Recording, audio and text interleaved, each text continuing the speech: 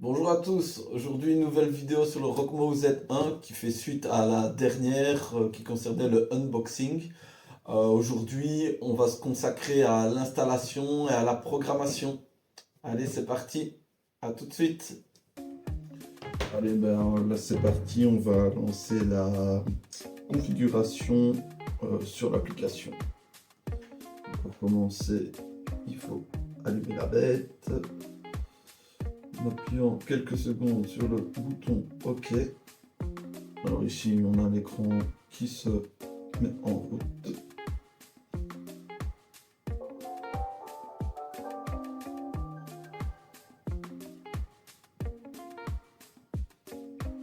Ça charge, bien sûr. Entrez le code PIN d'origine 4x0, donc tapez OK, OK, OK, OK. Voilà. Donc là on voit qu'il y a la batterie qui est affichée, il y a 2 barres, 57%. Il y a un bruit qui se fait. C'est le plateau de coupe qui remonte, je suppose pour les normes de sécurité. Donc, logiquement, on doit aller sur l'application. Activez déjà bien sur votre téléphone le Bluetooth, le Wi-Fi et la localisation. Ça facilitera la configuration. Donc, dans le menu principal de l'application Roborock, faites ajouter un appareil. Alors là, vous pouvez le faire soit via QR, en scannant le QR code qui est à l'arrière du robot, ou manuellement. Il faut appuyer 3 secondes sur le plus et 3 secondes sur le moins.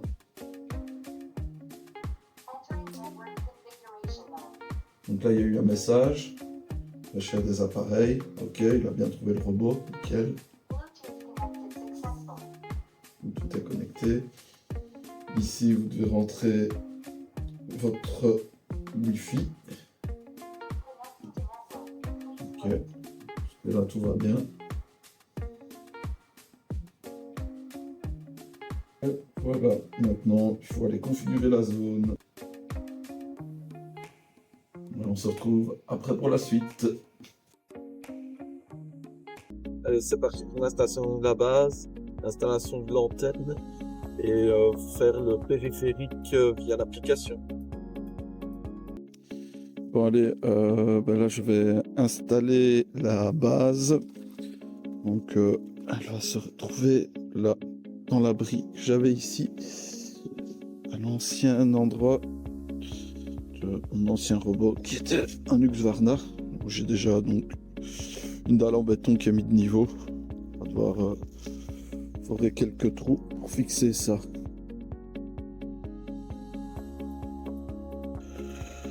Paraît pas mal. Donc ouais c'est ça, vu que c'est du béton, moi je vais forer des trous dedans et après je mettrai des tire-fonds au lieu d'utiliser les vis qui sont normalement fournies.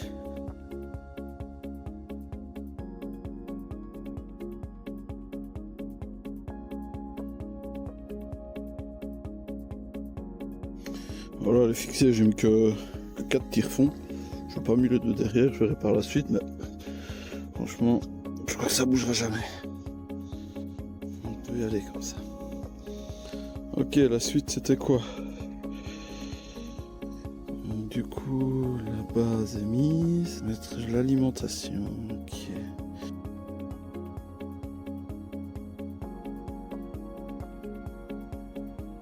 Du coup, on a assez de mou. Pas besoin de mettre la rallonge chez moi.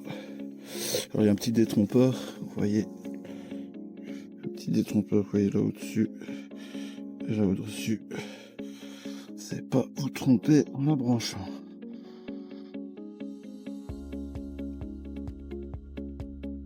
Je vais brancher déjà l'alimentation de l'antenne. C'est ça l'antenne. C'est celle avec 4 trous. Et 2 là. Et sur l'autre, je voyais la différence. Ici, il y a que 2 trous.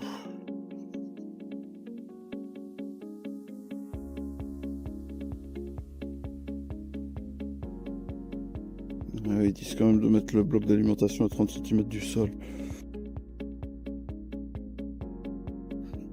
Ça, ouais, il n'est pas en contact avec l'eau directement. Très bien. Et maintenant, il faut placer le robot dedans, si je comprends bien. Je sais pas si vous aviez vu. Ici à l'arrière, il y a des poignées. Il y a une poignée pour le prendre. Donc, j'aurais bien utilisé cette poignée là, c'est mieux. Et à l'avant, je ne prends par ici en dessous de la caméra. Voilà.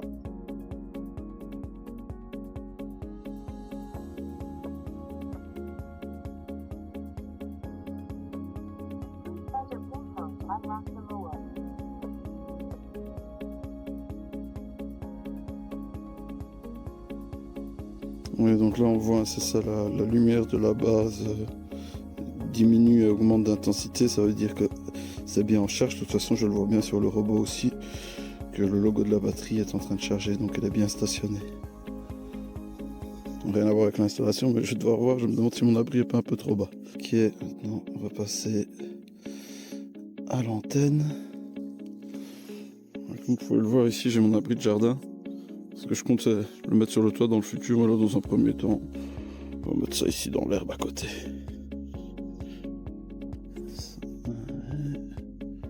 Ok, c'est bien ça.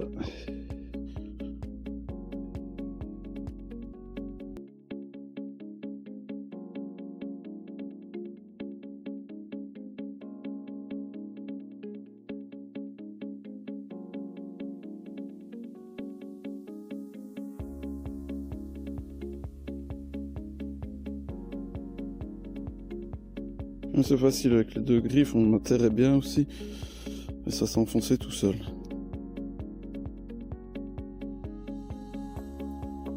Il y a une petite vis aussi à mettre ici, pour bien solidariser le dessus de l'antenne avec le piquet.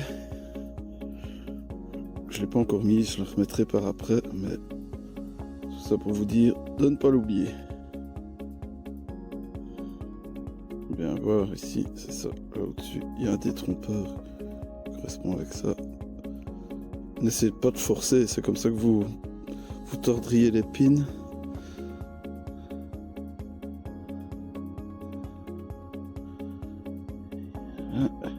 Je compte juste du monde assez provisoire, hein, sinon je pourrais me colsonner au piquet, mais dans le futur je compte la mettre là au-dessus.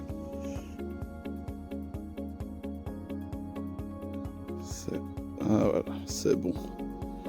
C'est vert. Je pense que vert c'est bon signe niveau réception du signal satellite.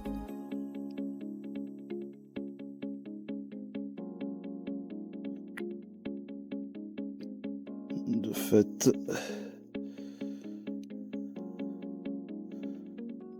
c'est bien ça. Maintenant on va pouvoir passer à la suite qui est la cartographie du terrain. Allez, on y va. Voilà, là maintenant on va passer à la cartographie. Bon, le temps n'est pas avec moi. C'est comme ça. Allez, c'est parti, vous lancez l'application Roborock. Créez une cartographie. Donc retirez bien tous les objets de la pelouse. Tenez hors de portée les enfants, les animaux domestiques. Idéalement, coupez votre herbe. C'est mieux qu'elle ne fasse pas plus de 6 cm, donc un coup de tondeuse thermique au préalable est conseillé. Lors de la cartographie, tenez-vous toujours à maximum 6 mètres de la tondeuse. Ne pas cartographier la nuit. Ici les différentes zones d'exclusion, zone de travail. Et voilà, le robot sort de sa base.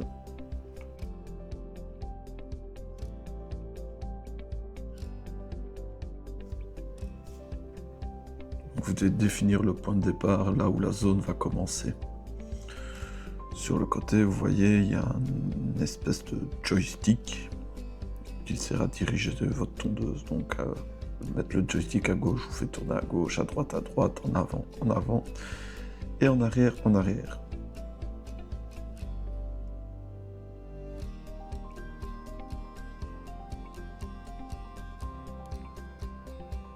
Ouais, c'est un peu comme un Game Boy au fait.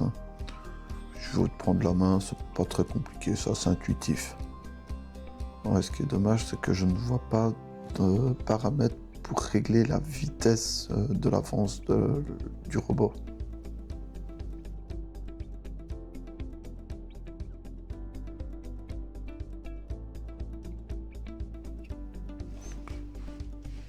Ouais, je me mets au maximum sur la bordure.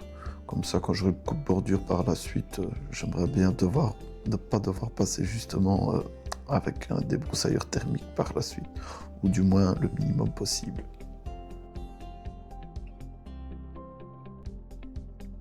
Elle veut monter dessus. Si j'appuie sur le bouton effacer, normalement, il faut revenir un peu en arrière. C'est ça, ok.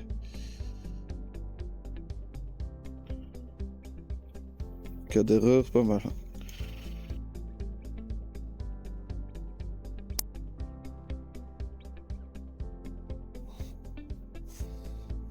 Je fais pivoter complètement. Je mets la roue arrière à l'angle, je fais pivoter à fond et puis j'avance. Ok. Bon, franchement, ça va. Une fois que on a pris la main, c'est assez simple.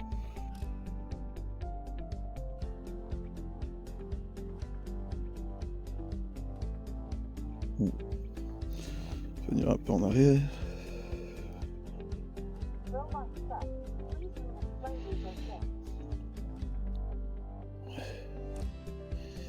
J'ai un message d'erreur, je comprends pas ce qu'il me dit. Vérifier si la roue de gauche est emmêlée.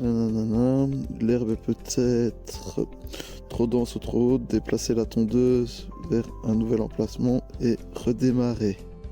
Si l'erreur persiste, couper la pelouse.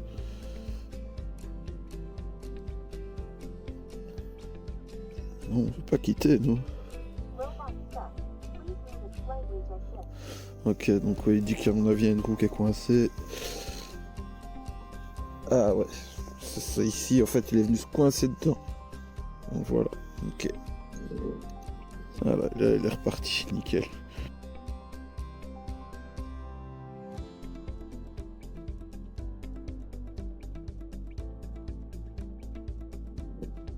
En fait, le 4 roues motrices, il a l'air tellement puissant que il veut même monter sur les bordures quand tu diriges pas bien.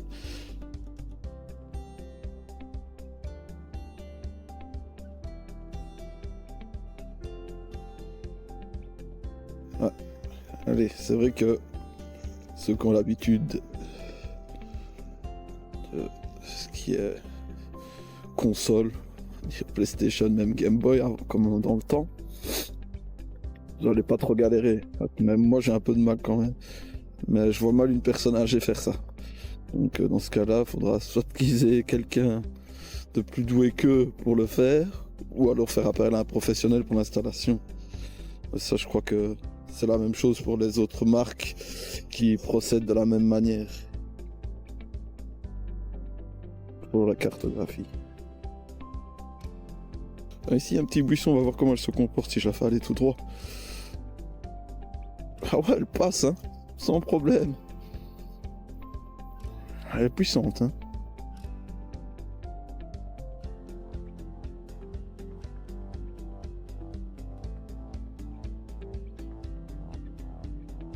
Ouais, par moment, je l'ai fait volontairement passer vraiment fort proche des bordures. Non, ça va peut-être causer des soucis par la suite, ça on verra. Je vous ferai un feedback là-dessus. En vrai, même les zigzags comme ici, c'est assez facile à faire. Ce qui est plus embêtant, en fait, ouais, c'est les gros angles.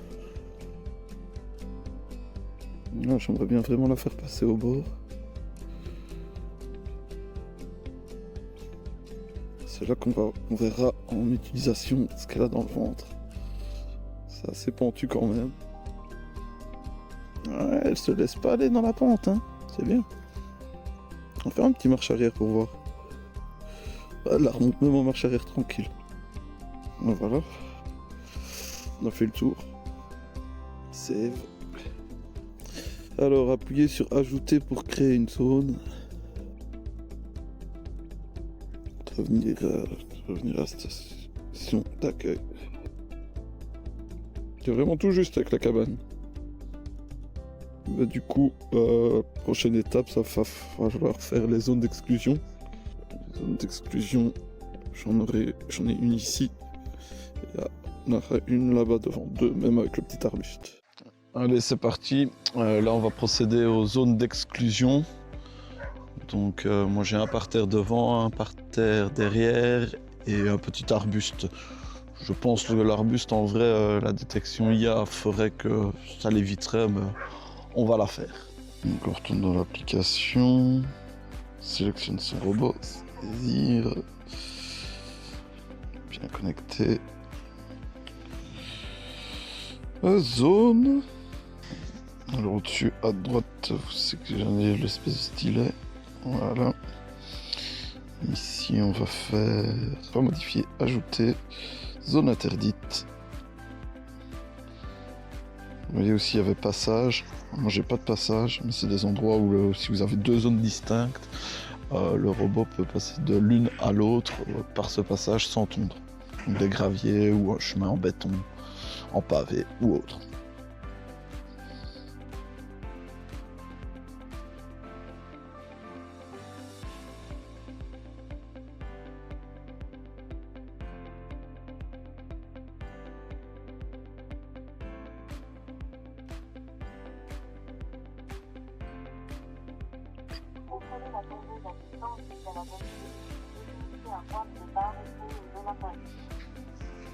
J'ai remarqué que j'ai mis en français, plus agréable. Dans les pentes, elle a vraiment pas de mal en tout cas. On va faire définir le point de départ. Ok. Donc là, on va faire le périphérique de la zone interdite.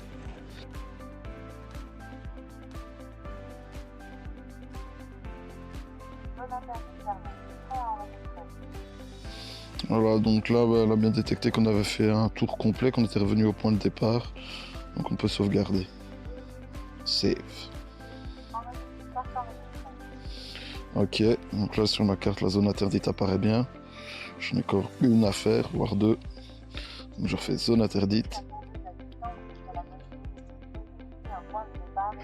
Et on est reparti jusqu'à la zone interdite suivante. Ok, première zone interdite. Normalement, j'ai le figuier ici. Mais en fait, je crois que je vais le laisser. Comme ça, on verra comment il se comporte avec la détection d'obstacles IA. En fait, hier, je disais que il n'y avait pas de réglage de vitesse dans les paramètres pour sélectionner la vitesse d'avance du robot quand vous l'utilisez manuellement. Ce qui est à moitié vrai, à moitié faux.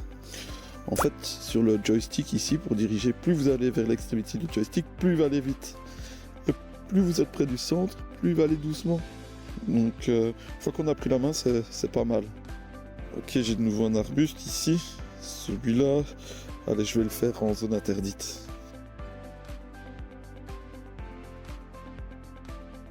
Allez, on passe à la dernière.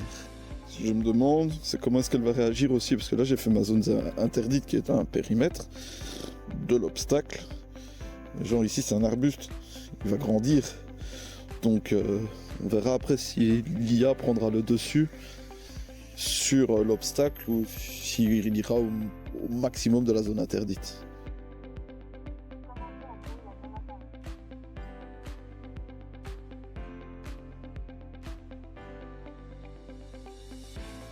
Ben voilà, la troisième est faite, sauvegardée. Voilà, là on voit bien sur ma carte, mais zone interdite. Ok, je vais retourner à la station d'accueil. La configuration des périphériques de la carte et des zones interdites, on en a terminé. Moi ici, comme je vous ai expliqué, j'ai pas de passage à faire. Donc j'en ai terminé de la configuration. Je vais aller faire retourner automatiquement à la station d'accueil, on va voir comment elle se comporte.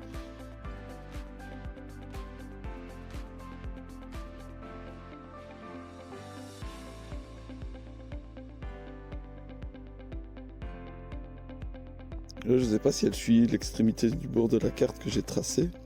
En tout cas, si c'est le cas, elle est quand même assez loin de ce que j'ai tracé. On verra au fonctionnement. Ok, super, elle est bien retournée à sa base, ça c'est nickel. C'est le truc qui me faisait le plus peur en vrai.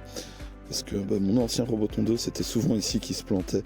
Parce que j'ai beaucoup de pentes quand même. On ne se rend pas compte comme ça sur la caméra, je pense. Mais quand même pas mal de pentes. Et donc elle avait tendance à glisser, à se mettre de travers et à jamais rentrer droit dans la station de charge. Et là, surtout que la station est placée assez bizarrement. Elle est bien à plat la station.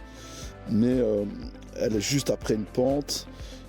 Sur les côtés, le robot ne sait pas y aller.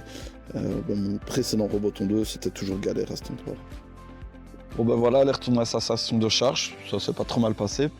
Donc maintenant, on va parcourir un peu l'application ensemble, voir ce qu'il y a à l'intérieur, les options, les paramètres, etc.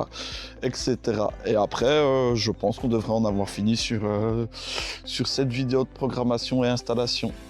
Allez, à tout de suite. Allez, on y va, on va découvrir ensemble un peu l'application, voir un peu les paramètres, les options disponibles dedans. Donc, on sélectionne son robot, comme d'habitude, saisir. Alors ici, je vois directement la carte avec les zones d'exclusion.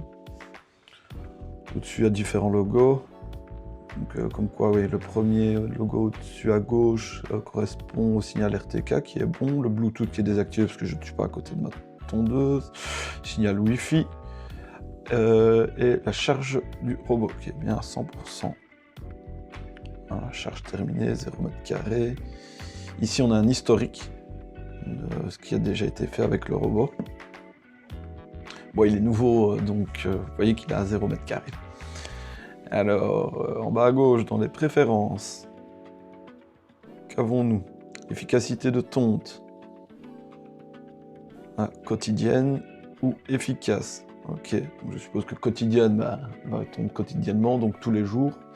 Et efficace, à mon avis, elle va faire toute la superficie de la carte une fois tous les X temps en fonction de la programmation qu'on aura effectuée.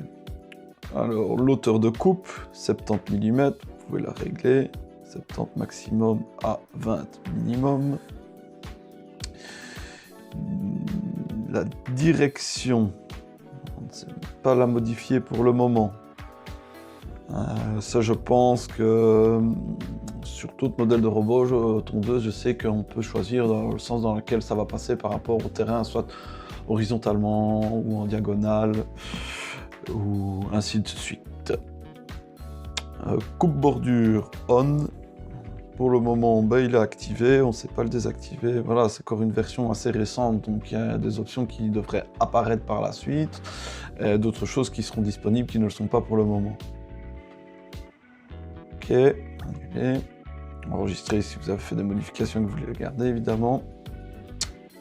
Ici au milieu, bouton play, ça c'est pour lancer la tonte. Charge terminée, il indique que la charge est terminée, étant donné que la batterie du robot est à 100%.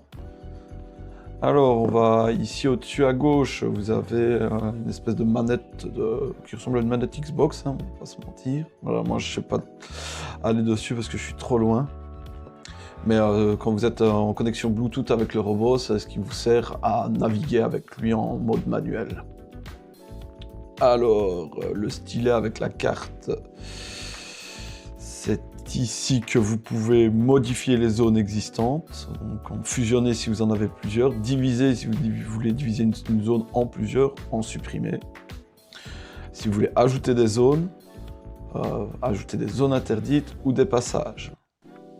Alors, ce qui est pas mal, je trouve, c'est qu'au-dessus, là, à droite, on a, donc une fois que la cartographie a été faite, vous avez la superficie de votre terrain. Bon, je viens de découvrir que mon terrain, du moins ma pelouse, parce que mon terrain est beaucoup plus grand, mais la cartographie que j'ai faite ici fait 337 m². Ok, on revient en arrière. Et alors, le logo option. On va dessus. Hop, voilà. Donc vous avez de nouveau un historique. Voilà, moi ça c'est tous les petits essais que j'ai fait pour le moment, mais il n'y a pas eu de réelle tonte. Donc vous aurez le mètre carré qu'elle aura déjà parcouru tondu, le temps que ça lui aura pris, et le rapport temps mètre carré. Pas mal. Programmation. Ici, donc voilà, oui c'est ça, vous pouvez programmer des heures de tonte. Des jours également, si par exemple vous voulez qu'elle tombe tous les jours, mais que vous savez que le samedi et le dimanche, en été, vous êtes dans le jardin, vous ne programmez pas ces jours-là. Ou le soir pour les animaux. La détection de pluie, donc là elle est bien activée. Ok, protection de pluie active. Délai d'interruption, ok c'est ça. Donc une fois qu'elle a détecté de la pluie, ici d'origine, il est mis sur 3 heures. Donc une fois qu'elle a détecté de la pluie, elle va retourner à sa station de charge, sa base principale, et attendre 3 heures avant de pouvoir refaire une sortie. Si après cette sortie-là, il y a de nouveau de la pluie, elle re-rentrera dans sa base. Alors, sécurité et vol, modifiez votre code PIN. Donc je rappelle, celui d'origine c'est 4x0. Alarme anti-vol, voilà, si c'est pour activer, je ne sais pas exactement comment il fonctionne. Pour activer les paramètres de sécurité, nous collecterons l'état de la tondeuse et utiliserons Google Maps pour recueillir en continu sa position en temps réel. Une fois activée, une alarme se déclenchera si la tondeuse sort de la clôture virtuelle. Vous pouvez désactiver cette fonctionnalité et retirer votre autorisation à tout moment dans la politique de confidentialité correspondant. Ok. Donc en gros, via Google Maps, il va géolocaliser votre tondeuse et votre cartographie, et quand vous sortirez de la zone cartographiée, une alarme se déclenchera. Donc je pense que si vous voulez aller la mettre à l'entretien chez un spécialiste, par exemple, désactivez ça, sinon ça risque de sonner. Position de la tondeuse, c'est ça il faut l'activer via Google Maps. Ok. Mode de protection de la faune, mais ça moi je vais l'activer parce que je ne préfère pas que ça tombe la nuit pour justement les hérissons. Voilà, il y a les heures prédéfinies, donc de 19 à 7 h du matin. Ça me paraît pas mal pour le moment, je vous montrerai peut-être un peu les plages, peut-être jusqu'à 8 h, on verra par la suite.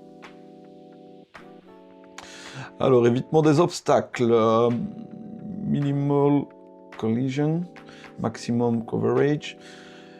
Channel Visual Obstacle Avoidance. Alors, au fait, quand vous êtes sur maximum, elle va justement détecter moins d'obstacles et avoir tendance à plus tondre. Et Minimal Collision, là, elle va éviter les collisions et donc justement, elle détectera même les plus petits obstacles. Channel Visual Obstacle, si c'est activé, elle détectera les obstacles dans le chemin. Si c'est désactivé, elle ne les détectera pas. Ok, on revient en arrière.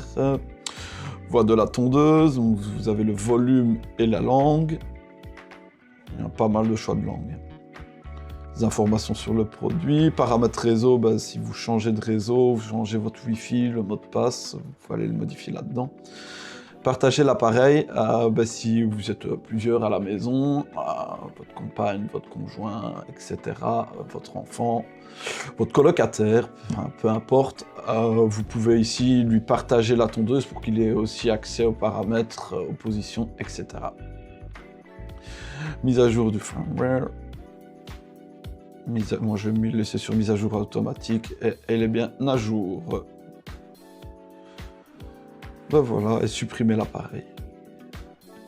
Ok, voilà, on a fait un peu le tour de l'application, je pense. Il y a sûrement des choses qui vont venir se rajouter par la suite. Mais vu que c'est nouveau, à mon avis, le temps que vous voyez cette vidéo, il y aura des nouvelles choses qui seront rajoutées. Ok, voilà, cette vidéo met un terme à l'ensemble de la vidéo, qui a été assez longue, c'est vrai. Maintenant, j'espère que cela vous a plu. Voilà, je suis rentré quand même assez dans les détails. J'essaie que c'est pas trop non plus, pour que vous ayez un maximum d'informations, mais que ça reste assez concis. N'hésitez pas à liker et à vous abonner. Si vous avez des questions, vous pouvez mettre un commentaire, j'essaierai d'y répondre le plus rapidement possible. Et je vous dis merci et à la prochaine. Salut, ciao ciao.